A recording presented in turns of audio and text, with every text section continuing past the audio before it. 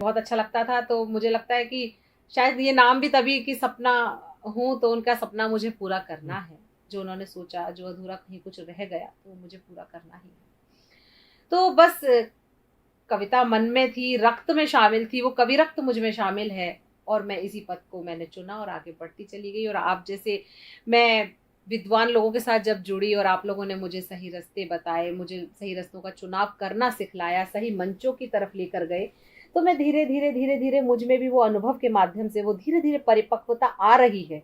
मैं ये नहीं कह रही कि मैं परिपक्व हो चुकी हूँ, परिपक्वता आ रही है। मुझे अभी आप लोगों के मार्गदर्शन की और भी आवश्यकता है।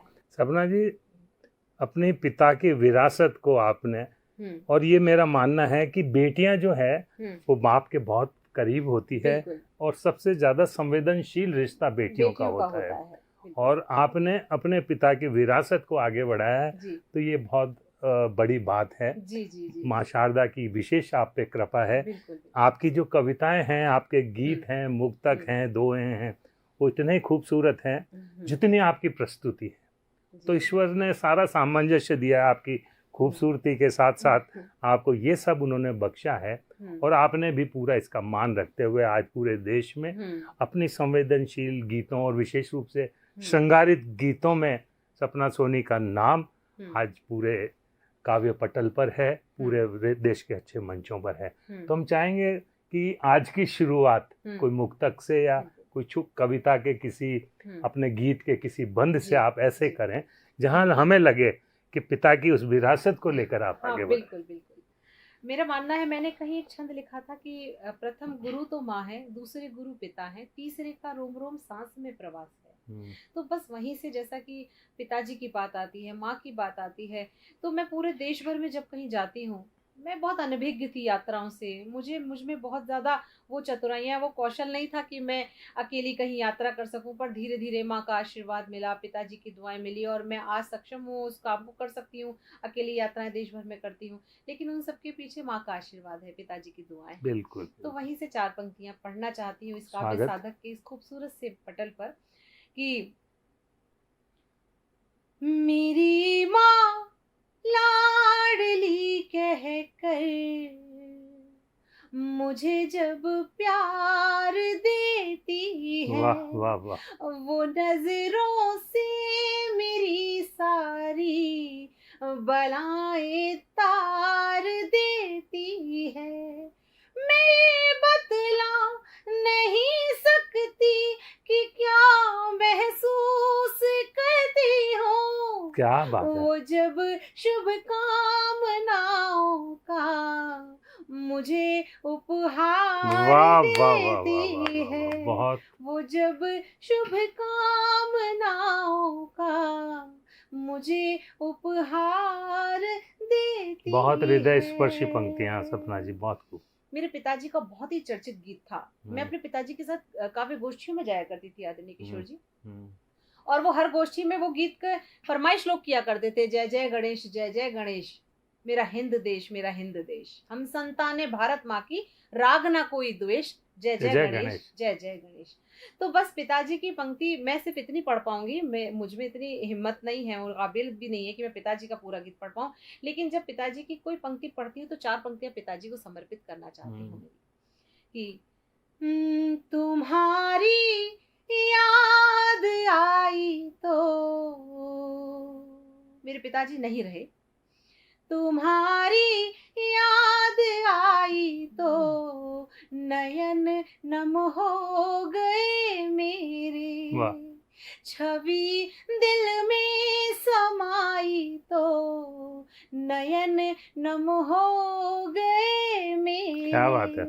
तुम्हारे गीत की 2 पंक्तियां पापा सरे महफिल, वाह वाह, अचानक गुनगुनाई तो नयन नम हो गए मेरे, अचानक अचानक गुनगुनाई तो नयन नम हो गए मेरे। क्या बात है सपना जी, बहुत खूब।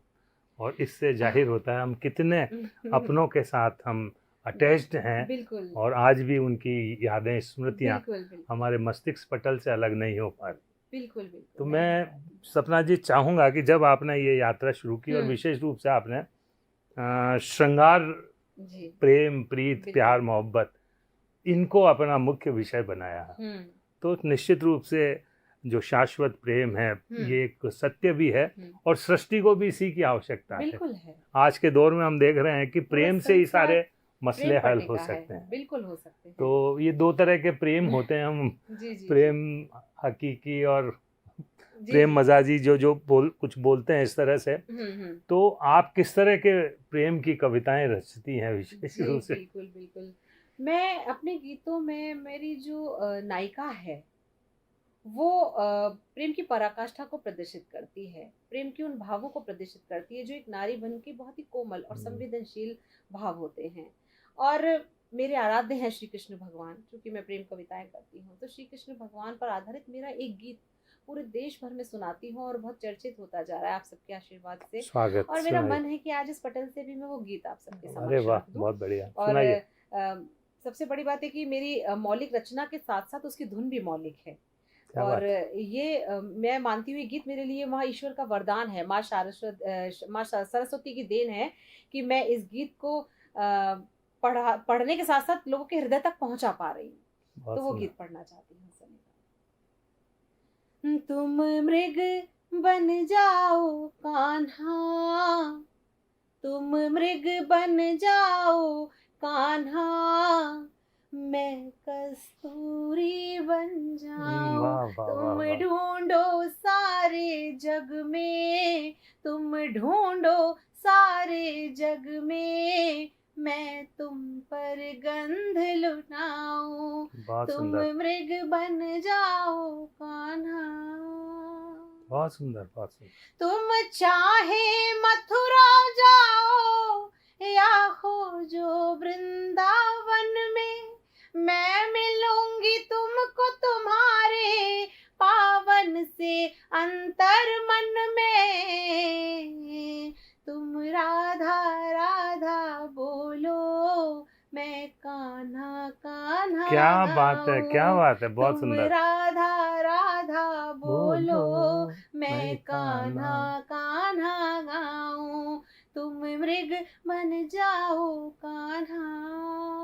बहुत सुंदर, बहुत सुंदर। और एक नायिका प्रेम में देखिए किस प्रकार जुड़ी होती है और उसकी क्या क्या अभिलाषाएं होती हैं। वो अपने नायक जैसा हो जाना चाहती है, तब जाके गीत का ये बंद निवेदित करती हूँ कि जिसमें हो रूप तुम्हारा, मैं वो ही मूरत देखूं, नैनों में तुम्हें बसा लूं, मनमोहक सूरत देखूं, फिर मुस्काते अधरों पर, फिर मुस्काते अधरों पर, मैं बन बंसी इतराऊं। फिर मुस्काते अधरों पर, मैं बंसी बन इतराऊं। तुम मृग बन जाओ कान्हा। बहुत प्रेम आत्मिक होता है, दैहिक नहीं होता है। प्रेम से रूह महकती है, जिस्म कहीं मायने नहीं रखते हैं। तब जाके गीत का ये बंद कि स्वागत। जो एक छुअन से होता, दिल कहता है ओने दो, सपना ये कहती तुमसे, अब सपनों में खोने दो। सर रख तेरे कंधे पर, मैं दो पल को सो जाऊं। क्या बात है, बहुत। सर रख तेरे कंधे पर, मैं दो पल को सो जाऊं। तुम मृग बन जाओ कान्हा। बहुत सुंदर। और विवाह के समय में जो परंपराएं होती हैं, 7 फेरे 7 वचनों का जो एक रस्म होती है, उसमें जो 7 फेरे किसी स्त्री के लिए नहीं होते, ना ही पुरुष के लिए सिर्फ होते हैं, वो दोनों के लिए समांतर रूप से मान्य होते हैं। तब जाके मैं कहती हूँ कि आशा है मुझको पूरी, तुम मेरी आस बनोगे, महसूस करूं मैं निस दिन, तुम वो एहसास बनोगे। तुम अपने वचन निभाना, तुम अपने वचन निभाना, मैं अपने वचन निभाओ। क्या बात है, क्या बात है, बहुत तुम अपने वचन निभाना, मैं अपने वचन निभाऊं।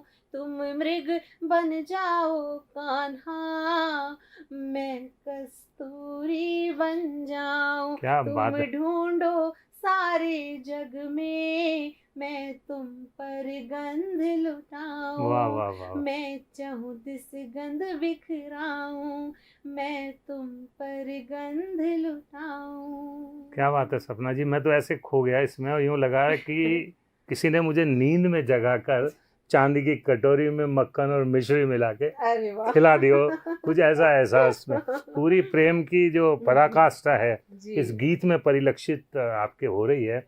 बहुत बहुत धन्यवाद। और ये यात्रा जो है आप इसे जारी रखिए। सपना जी, मैं उस विषय पर आता हूँ कि आप जब मंचों पर आने लगी और मंचों पर आते आते मंचों के अनुरूप भी अपने आप को ढालना पड़ता है, तब जाके हम आज के इस प्रतिस्पर्धी दौर में हम लोग अपना अस्तित्व और अपना स्थान बनाए रखते हैं।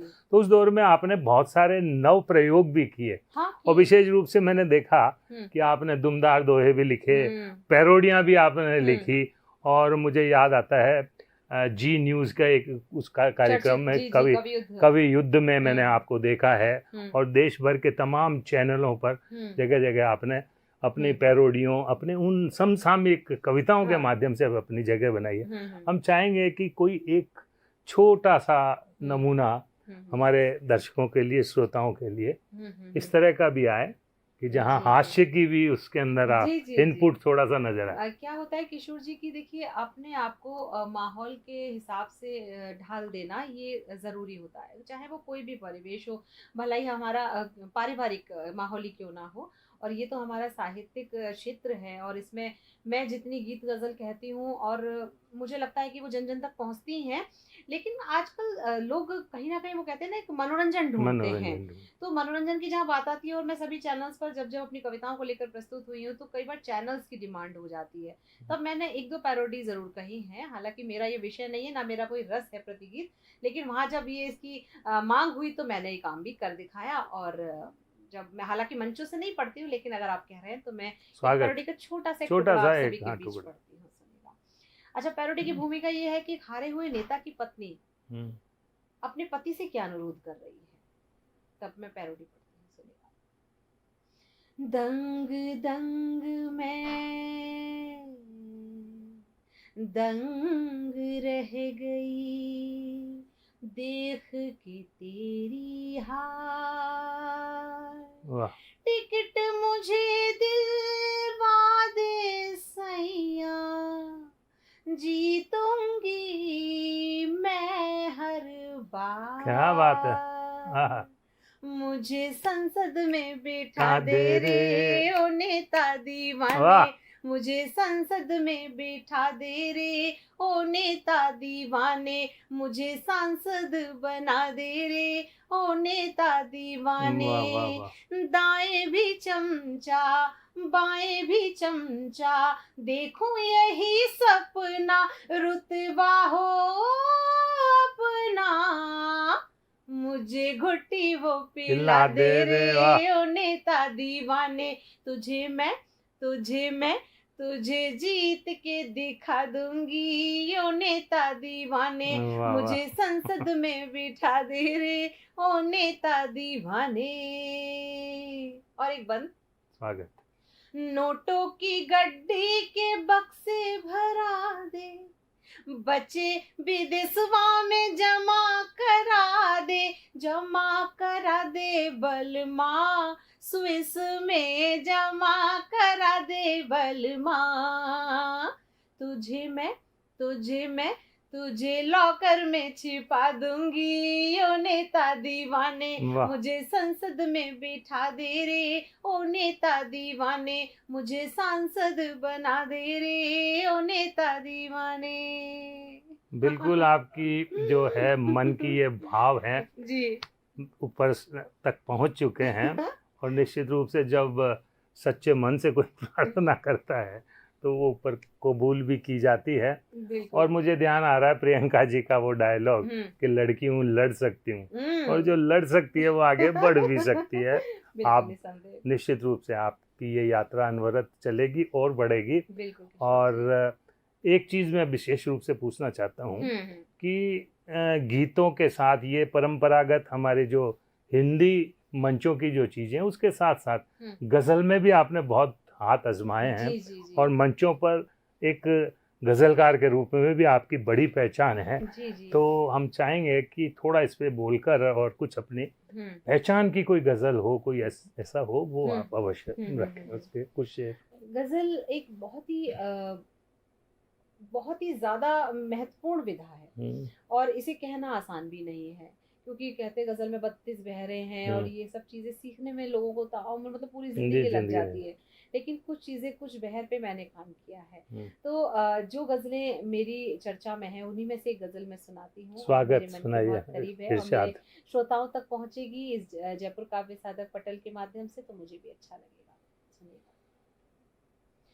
बूझी है जो न बरसों से अभी वो प्यास बाकी है, तेरे नजदीक होने का अभी एहसास बाकी है। बुझी है जो न बरसों से अभी वो प्यास बाकी है, तेरे नजदीक होने का अभी एहसास बाकी है। बहुत सुंदर। और गजल का ये शेर, हुआ मथुरा हमारा मन तो वृंदावन हुआ है तन।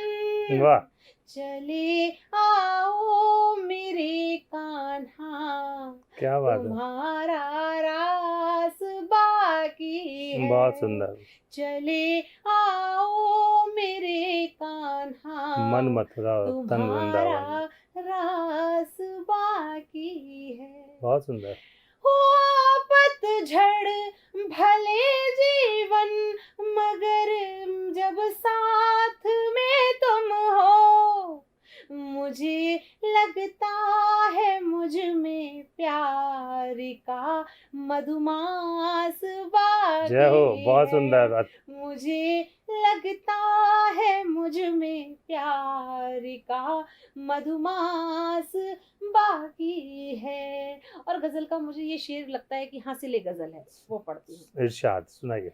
मेरी आँखों में झांकोगे तो पढ़ लोगे यकीनन तुम, भले सब हो चुका हासिल मगर कुछ खास बाकी है। क्या बात है, क्या बात है। भले सब हो चुका हासिल मगर कुछ खास बहुत सुंदर बाकी है। और उन प्रेम करने वाले जोड़ों को सलाह देना चाहती हूँ कि यदि प्रेम की कोई भावना में है, यदि कोई प्रेम को महसूस करता है, तो विश्वास और समर्पण इसकी दवा है, इसकी मजबूती है, इसकी नींव है। बिल्कुल। तब जाके इसे पढ़ती हूँ, सुनेगा। जमाना चाह कर भी कर नहीं सकता जुदा हमको, हमारा एक दूजे पर अगर विश्वास बाकी है। क्या बात है, बहुत सुंदर। हमारा एक दूजे पर अगर विश्वास बाकी है। और किशोर जी, आप स्वयं इतने अच्छे कवि हैं, आप श्री राधे छंद के माध्यम से पूरे हिंदुस्तान में भर क्या बल्कि मैं कहती हूँ पूरे विश्व भर में जाने जाते हैं। आपके श्री राधे छंद इतने चर्चित हैं और ये अमर टैग, अमर पंक्तियां आपकी श्री राधे छंद के नाम से। कोई पूछता है किशोर पारिक जी वही श्री राधे छंद वाले, तो ये आपकी पहचान का जो छंद हुआ है, मुझे लगता है कि आपको बहुत अच्छा ज्ञान है साहित्य का, आपके पिताजी स्वयं इतने अच्छे कवि हैं। तो आजकल की युवा पीढ़ी से एक बात कहना चाहती हूँ कि थोड़ी सी भी अगर लोगों को कहीं सफलता मिलती है तो वो साथ में आसमान पर महसूस करते हैं खुद को, फिर कुछ लोग समझते ही नहीं किसी को। तो मैं एक समझाइश का कह दीजिए, एक संदेश का शेर पढ़ना चाहती हूँ। स्वागत और सुनेगा, आपको समर्पित कर रही हूँ और उन युवा पीढ़ी को समर्पित करना विशेष रूप से हमारी युवा पीढ़ी सुने इस शेर को। बिल्कुल, युवा पीढ़ी सुने, और मुझे लगता है ये काम का शेर है। मैं पढ़ती हूँ। भले पा जाओ तुम मंजिल, मगर संतुष्ट मत होना। भले पा जाओ तुम मंजिल, मगर संतुष्ट मत होना। ज़मीं तो नाप ली तुमने, अभी आकाश बाकी है। ज़मीं तो नाप ली तुमने, अभी आकाश बाकी है। वाह वाह वाह। बुझी है जो न बरसों से, अभी वो प्यास बाकी है। बहुत सुंदर, बहुत ही बढ़िया। और मैं प्रश्न करता उससे पहले आपने युवा पीढ़ी के लिए ये संदेश दे दिया। बहुत अच्छा, बहुत जरूरी बात, बहुत अच्छा और बहुत सार्थक।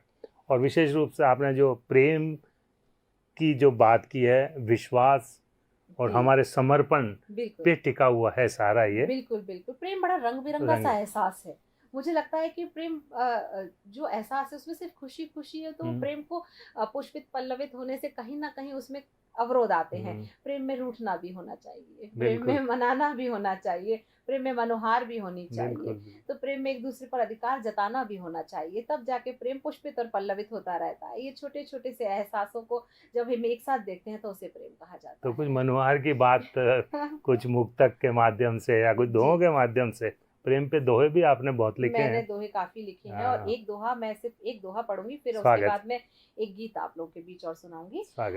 एक दोहा मेरा यहाँ राजस्थान भर में जहाँ भी सुनाती हूँ तो बहुत चर्चा में रहता है कि आप भी सुनिएगा कि हमारा ये जो राजस्थान है, खाटू नगरी, खाटू श्याम बाबा का पूरे देश भर में डंका बजता है। तब जाके मैं ये दोहा पढ़ती हूँ, सुनिएगा कि काया काशी सी बनी, मन बिंद रावण धाम। काया काशी सी बनी, मन बिंद रावण धाम। निज नैना में रम गया, खाटुवाड़ा श्याम, खाटुवाड़ा श्याम। जय खाटू श्याम की। बहुत सुंदर, बहुत सुंदर। तो ये एक गीत से और आपको जोड़ना चाहती हूँ। आपने ये जो शाश्वत प्रेम के साथ साथ ये जो दूसरा प्रेम है, भगवान के प्रति प्रेम है, उसको भी आपने सामंजस्य करके आज की इस हमारी जो साक्षात्कार कह लो इसको। किशोर जी, मुझे एक दोहा और याद आ रहा है।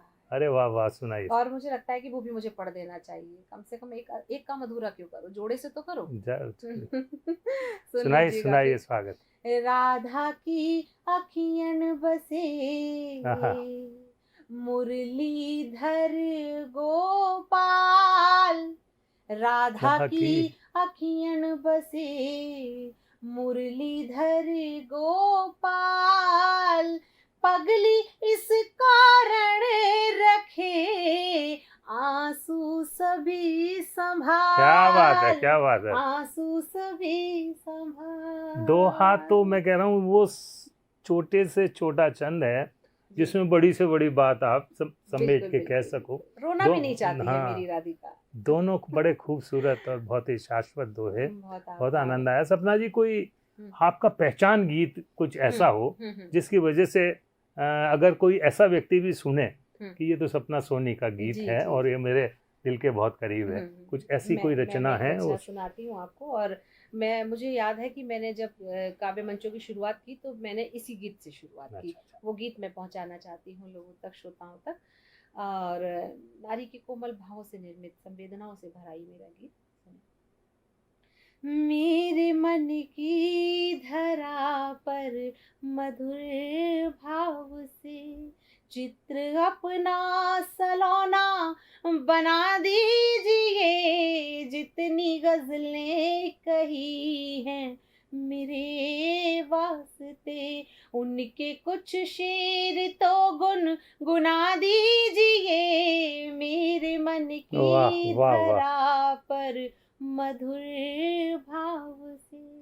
बहुत सुंदर। प्रीत की गंध से, भाव अनुबंध से, कथ्य से, शिल्प से, लय पगे छंद से, जो भरा हो समर्पण के मकरंद से, जो भरा हो समर्पण के मकरंद से, वो अमर गीत मुझको बना दीजिए, मेरे मन की धरा पर मधुर भाव से।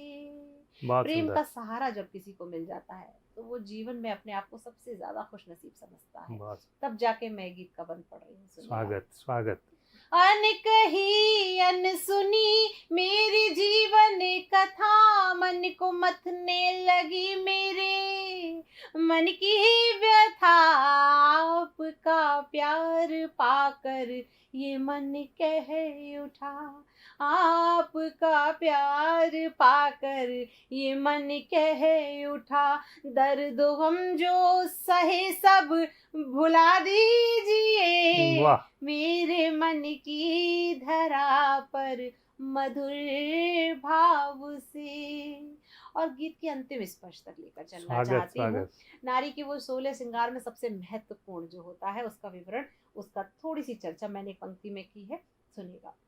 मैं बनूं कल्पना इस तरह आपकी, जैसे आरोह में लय हो आलाप की। क्या बात है? आपका आरोह में लय हो आलाप की, बहुत सुंदर पंक्ति है। आपका प्यार सिंदूर से कम नहीं, आपका प्यार सिंदूर से कम नहीं, मांग को मेरी अब तो सजा दीजिए, मेरे मन की धरा पर मधुर भाव से, चित्र अपना सलोना बना दीजिए, जितनी गजलें कही हैं मेरे वास्ते, उनके कुछ शेर तो गुना दीजिए, मेरे मन की धरा पर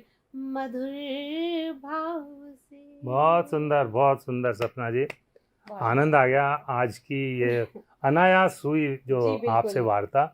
और मुझे याद आ रहा है कि शुरुआत के जब मंचों पर कम से कम 15-20 मंचों पर हम साथ रहे होंगे, और मैं कभी श्रृंगार नहीं लिखता, क्योंकि मैं जब कुछ लिखने बैठता हूँ तो देश मेरे सामने अक्सर आ जाता है, लेकिन फिर भी हमने आपको देखकर 4 पंक्तियाँ उस दौर में लिखी थी।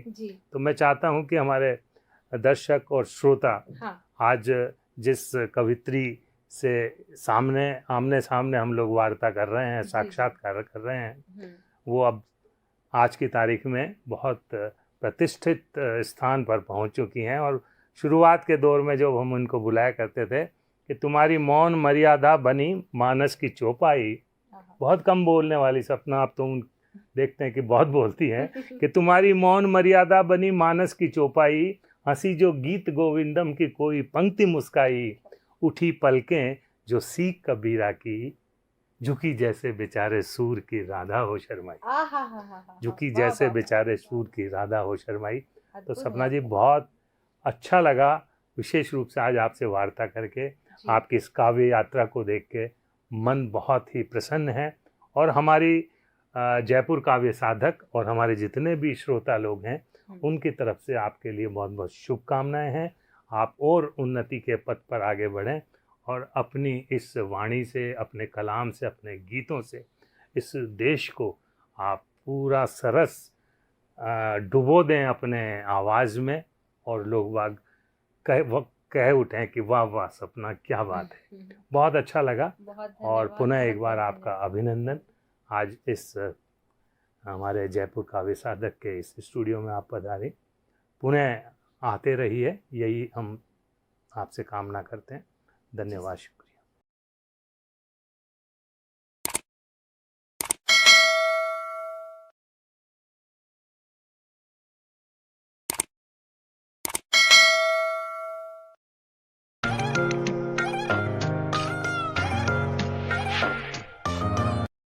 नमस्कार मित्रों, मैं किशोर पारिक किशोर और जयपुर काव्य साधक स्टूडियो से आज विशेष दिन हमारे लिए इसलिए है कि माँ शारदा की एक वरद पुत्री सपना सोनी हमारे साथ में है, जो कि देश के वरिष्ठतम जो कवित्रियाँ हैं उनमें आज शुमार है इनका नाम।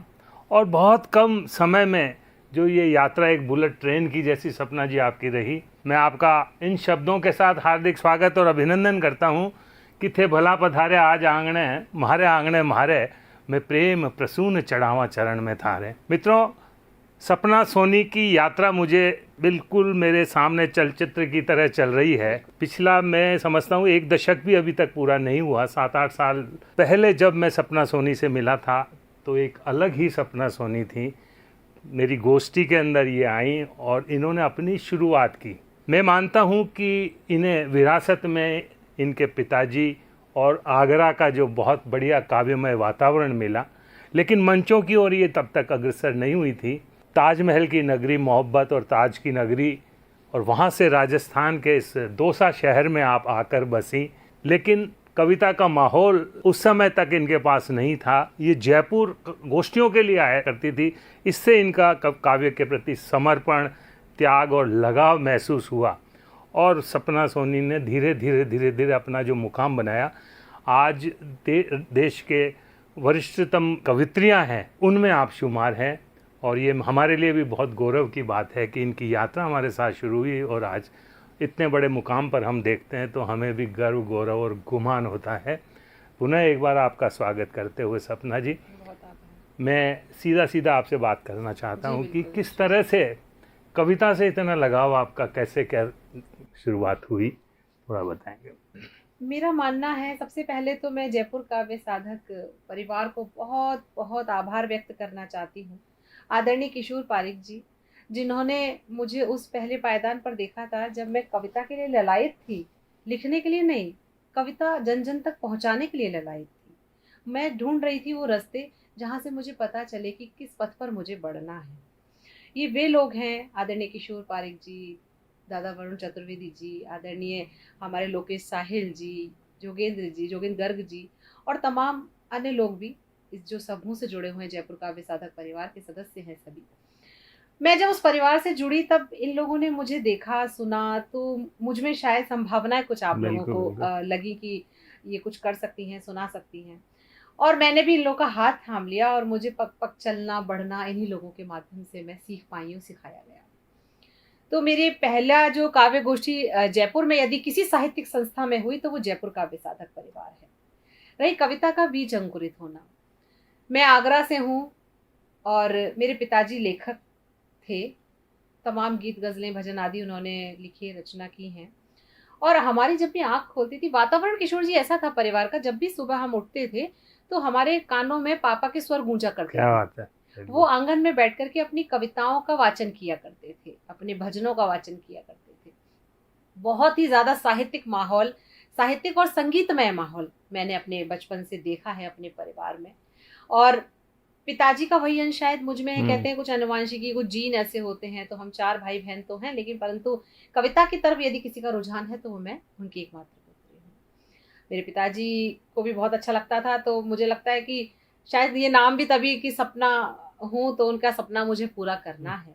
जो उन्होंने सोचा, जो अधूरा कहीं कुछ रह गया तो मुझे पूरा करना ही है। तो बस कविता मन में थी, रक्त में शामिल थी, वो कवि रक्त मुझ में शामिल है और मैं इसी पथ को मैंने चुना और आगे बढ़ती चली गई। और आप जैसे मैं